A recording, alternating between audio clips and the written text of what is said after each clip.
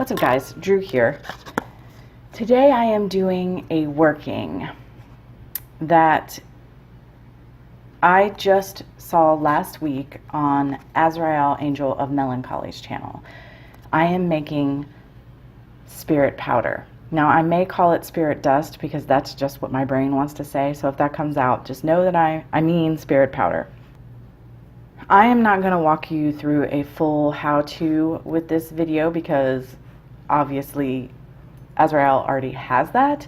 I just wanted to share where my brain went in my process, because while I was watching that video, it just completely resonated with me and I knew exactly how I wanted to use this spirit powder. I will tell you the basic is that essentially you're trying to make a connection with a person, and I would even bet a place or thing could be done with this method as well.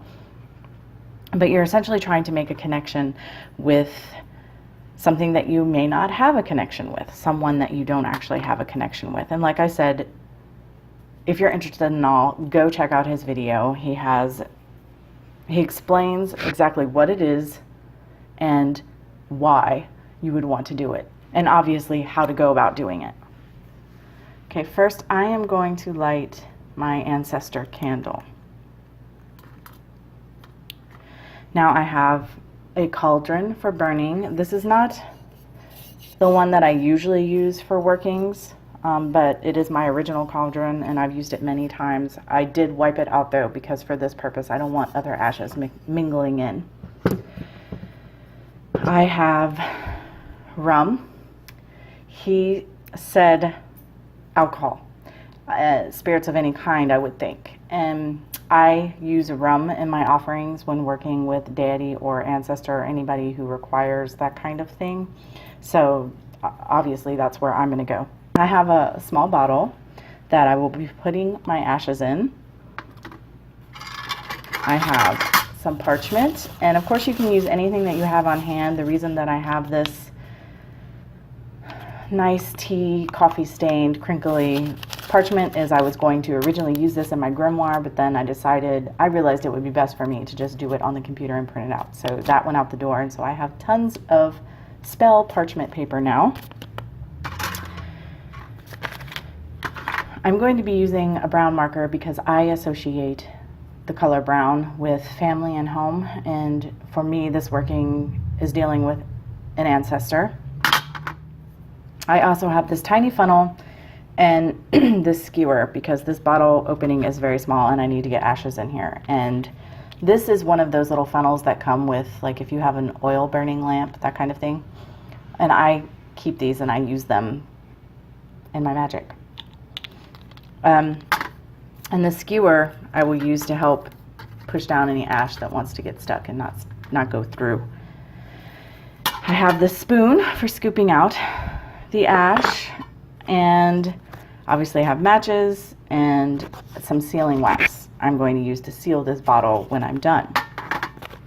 As I said, I have lit my Ancestor candle and I will be using that to light my parchment for this working. But you can use whatever you want. Again, I am trying to connect with an ancestor, so I am using my Ancestor candle. In particular, I am trying to have a tie to my paternal great-grandfather. I never met him. I have never even seen a picture of him. I know very little information about him, but that's kind of how this works. You don't have to know a lot. You just write down everything in detail that you do know. I thought I might write them all out and then do the spell, but I felt like it would be more powerful to do it individually, so I'm going to write out the information on this paper, and then I am going to anoint the paper with the rum in the way that Azrael described, and then I'm going to fold the paper and burn the paper.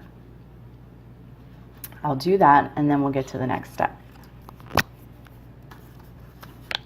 I'm going to fold the paper toward me, although Azrael did not specify whether you needed to do that or not. I don't think it matters. It's just I am adding my own flair, like the brown ink, for my association with Ancestor, and folding it toward me to draw that connection to me. I have anointed my paper and I have folded it, and now I am going to light it. Ay, ay, ay, ay, ay. That went fast because of the alcohol. Okay, I'm going to repeat that step again. Write down everything I know and anoint it before I move on to the next step.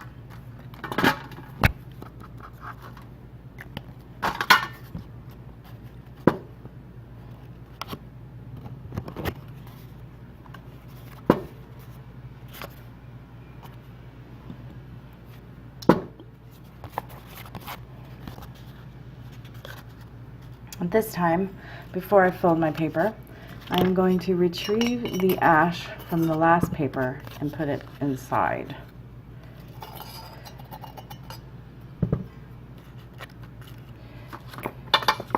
And then I'm going to light it once again.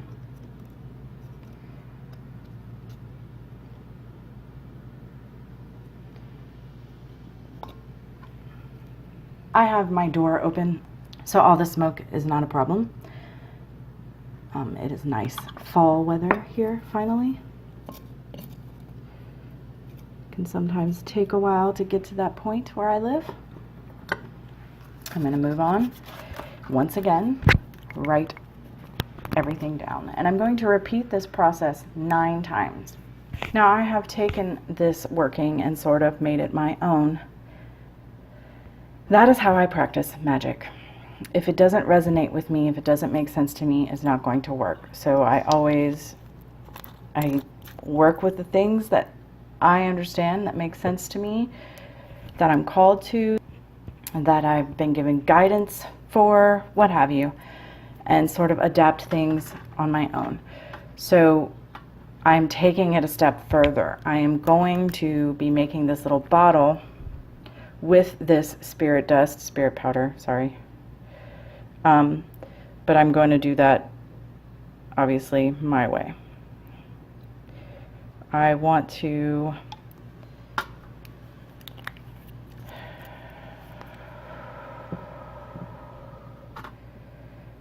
create an energy in this bottle. So I am putting cedar wood oil in it, as in my mind, cedar is the best for clearing and creating a sacred space, creating a boundary, making the space sacred, putting up a protected layer, and also clearing out anything before any of that begins. It does all of those things. I want to create a sacred space inside of this bottle. I am also adding in things that I associate with, with communication, with spirit contact, and offerings that I regularly make to the ancestors. Again, to energetically create this atmosphere that I'm going through with this bottle. My intention is to connect with my paternal grandfather and his line in my ancestry, and have a more powerful connection with them, and be guided and taught and just work with them in general, beginning with him and stemming backward.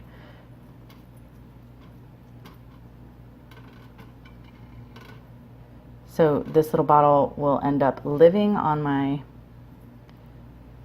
ancestor altar up here near the ancestor candle, I would imagine. So I've got some lavender, and this I'm incorporating for spirit contact and offerings, mainly spirit contact. Okay, and then I'm adding a little white sage for communication.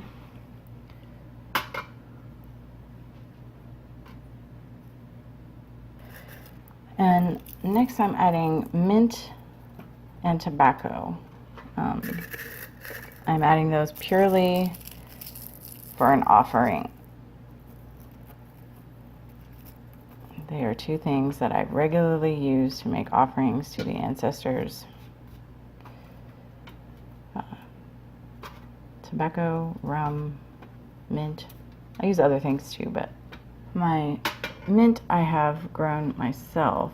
I like to put it on fresh too during the season, which I still have and will have for a little while because it doesn't get cold anywhere near soon here, usually. And the tobacco, which I'm having a hard time getting in, the tobacco is raw tobacco. As I've mentioned in other videos, I live in a state that grows cotton and tobacco, and after they harvest, there are always scraps laying around that are just gonna rot away, so my husband grabs them up and brings them home to me, and we use them in our magics. And now I want to add the ash.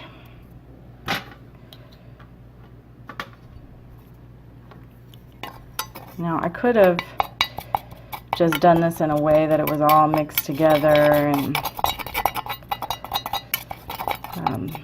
but I chose to just layer it. It's fine.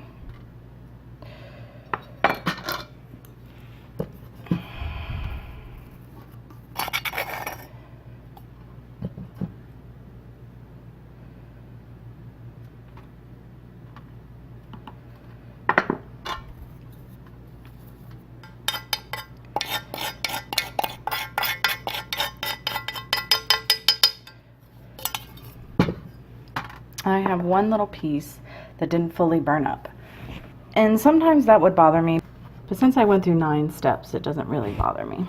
I am actually going to just fold it up and stick it inside, and now I'm just going to seal it. There we go. I want to drip some, just, you know, even though I have sealed it, I just want to drip some more because I'm a witch and I enjoy the witchy aesthetic. I want it to be goopy and runny and pretty. So I'm just going to keep adding.